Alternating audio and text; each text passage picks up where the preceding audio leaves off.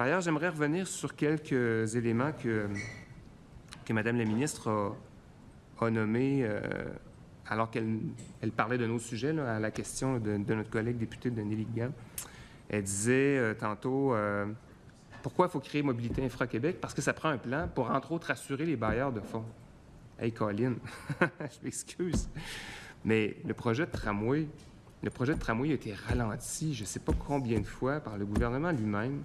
Il y avait de l'incertitude qui a été mise sur la place publique. C'est quoi la définition de la banlieue? Est-ce qu'on l'envoie à Charlebourg? Est-ce qu'on l'envoie à Destimoville? Est-ce qu'on doit faire une voie réservée au coin de la rue Cartier puis du boulevard René-Lévesque? C'est-à-dire, s'il y a bien quelqu'un qui a alimenté l'idée qu'il n'y avait pas beaucoup de certitude sur la réalisation de ce projet-là, c'est bien le gouvernement. Même chose aussi sur le troisième lien. Ce projet-là, ce sera un bitube, ce sera un tube, ce sera le plus gros tube au monde, ce sera un projet de centre-ville à centre-ville. Ah, finalement, ça ne sera plus ça. On l'abandonne. Ah, finalement, ce ne sera pas ça. On le ramène. Ça va être un projet dans un des 5 corridors à l'étude déjà en 2018, mais avec une préférence pour l'Est. C'est-à-dire, si l'objectif est de rassurer les marchés, je pense qu'on est devant une belle contradiction là. Puis, Mme la ministre dit, accuse, je dirais, les oppositions d'étirer le moment où on adoptera, où on pourra, l'adoption de ce projet de loi-là.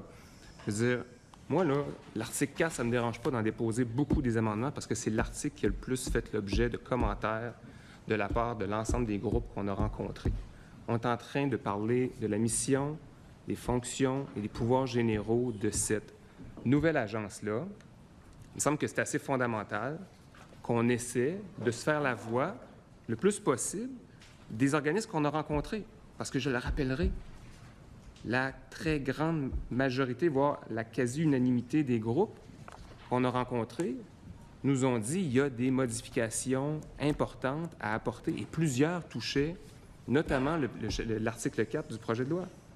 Alors moi, je ne suis pas gêné de faire des propositions, puis si Mme la ministre les refuse, bien, c'est effectivement son droit.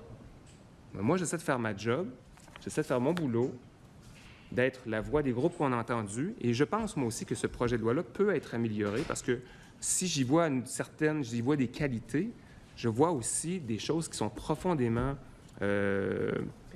perfectibles, merci, qui sont perfectibles, et qui pourraient nous amener, si elles ne sont pas modifiées, qui pourraient nous amener à être encore moins productifs dans la capacité à réaliser des projets de transport collectif, puisque c'est l'intention de la ministre, de faire des projets de transport collectif complexes au Québec.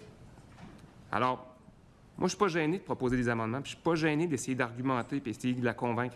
C'est le seul pouvoir que j'ai ici en commission. Donc, je vais le prendre. On va prendre le temps qu'il faut pour être capable d'avoir le meilleur projet de loi à la fin.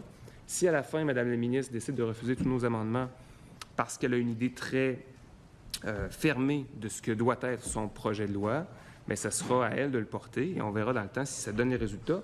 Mais moi, j'ai des craintes raisonnables de croire qu'on pourrait potentiellement même s'éloigner de l'objectif des intentions initiales de la ministre en laissant le projet de loi tel qu'il est actuellement. Donc, je m'arrêterai là pour l'instant, M. le Président.